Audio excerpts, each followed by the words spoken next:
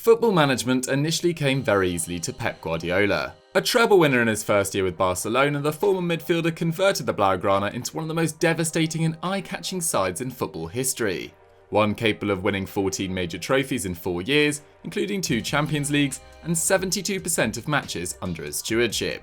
After a year-long sabbatical, he landed in Bavaria as he took the helm of another juggernaut in Bayern Munich, where 3 league titles and 2 doubles followed in his 3 years in charge. His side's tallies of 90 and 88 points in his first and third years has only been topped by Jupp Heynckes' treble winners in the club's 120-year history.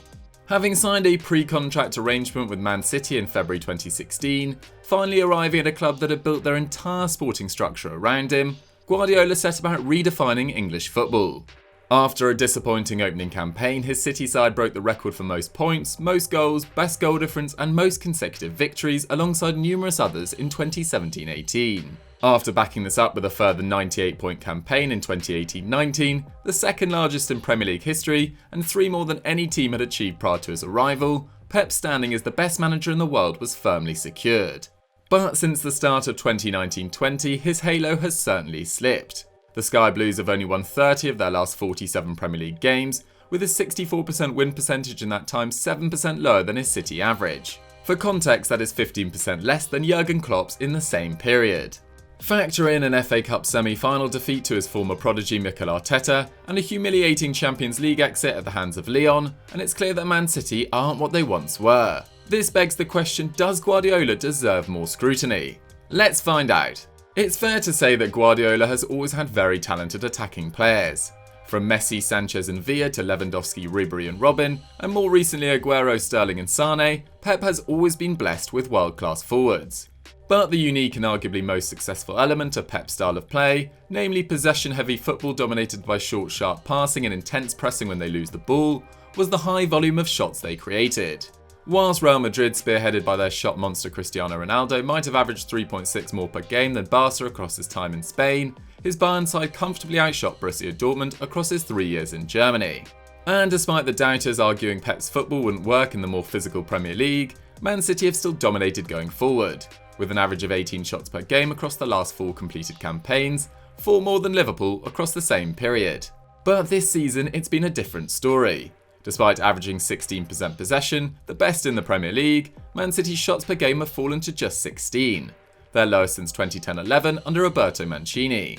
Considering the fact they spent over £1.3 billion on players since then and only faced one of last season's top 4 to date, this simply isn't good enough.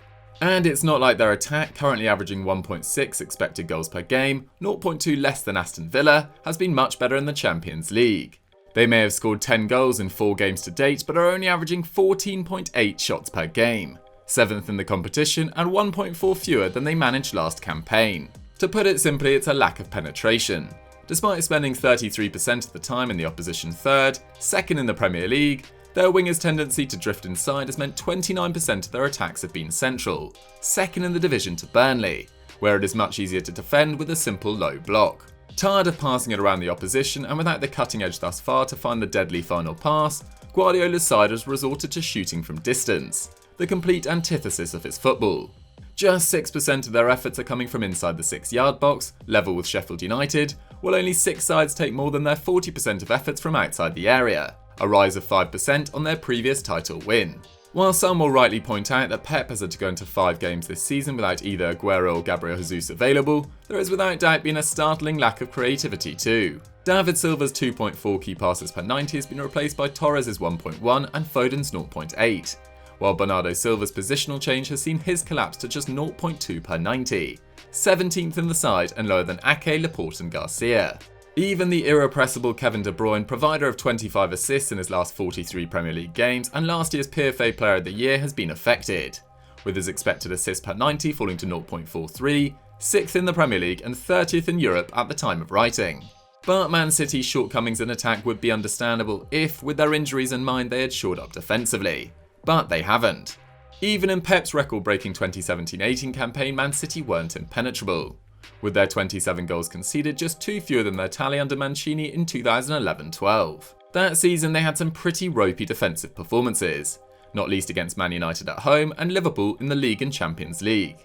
And whilst the Liverpool defeats were fairly even games in which they conceded a glut of goals in short periods, they certainly weren't outplayed against Man United, having 65% of the ball, creating 20 chances, with Mourinho's side scoring 3 from their 4 shots on target. Sounds familiar. But this year it's been a different story. In their 9 league games to date, they have conceded 11 league goals, 4th in the Premier League, whilst only keeping 3 clean sheets against Arsenal, Sheffield United and Burnley. That might not sound too bad, but the last time they conceded more at this stage of the season was 2008-9. In his 2 title-winning campaigns of 17-18 and 18-19, the Citizens had conceded 4 and 3 goals respectively by this point in the season. There are multiple reasons for this. Firstly and most notably, Man City are just not working as hard without the ball.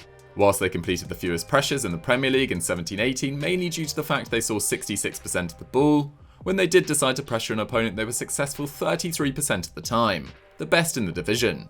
Fast forward to this year, not only has their pressure success rate fallen to 32%, the 4th best record, but just 31% of them come in the final third, compared to 35% of Liverpool's. In short, where once Man City's pressing made them the most uncomfortable side to face in the Premier League, it's now far easier to play against them. A big part of that comes down to personnel. With Fernandinho aging and having missed 15 games with injury across the 2018-19 campaign, 5 times more than across the 4 previous seasons combined, the Citizens made the intelligent decision to pay a club record £62 million to sign Atletico Madrid's Rodri in the summer of 2019. It's fair to say it hasn't been easy for him. Despite missing just 3 league games since his arrival, the 24-year-old has struggled to fill Fernandinho's enormous shoes. The now 35-year-old averaged 2.2 tackles per 90 across 17-18 and 18-19, with a 75% completion rate in the latter. Rodri meanwhile averages just 1.4 per 90 this term, 6th in the squad, with a very average 54% success rate. This means that while his Brazilian counterpart was dribbled past just 0.7 times per 90 in 18-19, Rodri is chasing back 1.2 times per 90. Not only that, but the 17-capped Spaniard is also far less expansive with his passing. In 2018-19, Fernandinho completed 10 passes into the final third and 8.2 progressive passes per 90. Rodri this campaign, meanwhile, is only able to complete 8.8 passes into the final third, just 0.7 more than Kyle Walker, and 5.1 progressive passes, 62% of Fernandinho's total. The blame shouldn't just rest on Rodri though, with Gundogan averaging 1.8 tackles and interceptions per 90, down from 2.6 last term, and Bernardo Silva, Pep's second most used central midfielder, completing just 18 passes into the final third, 11th in the City squad. City's midfield troubles have left a defence which features a brand new centre-back in Ruben Dias and João Cancelo playing out of position at left-back exposed all too often. Any side that lost players of the calibre of Vincent Kompany, David Silva and Leroy Sané, not to mention Yaya Touré, in the space of 2 seasons, was always going to struggle. Factor in that club stalwart Fernandinho and Sergio Aguero, one of the greatest strikers in Premier League history, are both winding down, and it's clear Man City are a side in transition.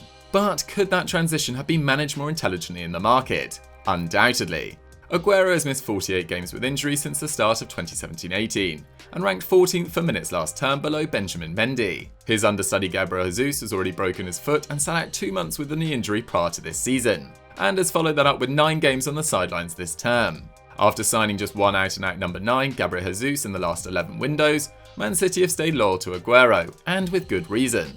After all, he's averaged 28 goals per season across the last 9 years. But with strikers of the calibre of Erling Haaland, Romelu Lukaku, Timo Werner and João Felix all moving between clubs in the last 18 months, Man City haven't been short of opportunities to strengthen their roster.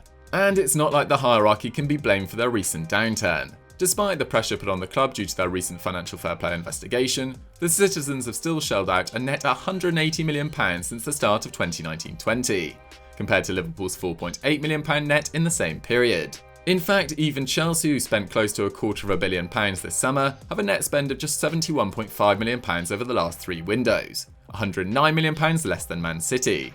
Even when factoring in that £32 million of that was spent on players for their academy, including 18-year-old Pablo Moreno and Jan Couto, that is still an enormous amount of money for their return of 1 Carabao Cup in that time. And some of their planning has been muddled. After signing Nathan Ake and Ferran Torres immediately after the window opened, City waited until the 29th of September to bring in Ruben Dias, by which stage they had already been beaten 5-2 at home by Leicester City. And their decision to loan out Angelino has backfired spectacularly. With Benjamin Mendy in and out of form, Pep has had to watch from afar as Angelino has contributed 6 goals and 2 assists in 13 League and Champions League games for RB Leipzig. And things are only likely to get worse. By July next year, Fernandinho, Aguero, Walker, Gundogan, De Bruyne and Mahrez will all be over the age of 30, heaping even more pressure on Guardiola to win his first Champions League in 10 years next May, or face the prospect of even more questions about his ability. So guys, that was our Football Daily Explained on whether Guardiola deserves more criticism. What do you guys think though? Does he? Let me know in the comments down below. If you've enjoyed this video, don't forget to like it, leave a comment and subscribe to the channel, and I'll see you next time.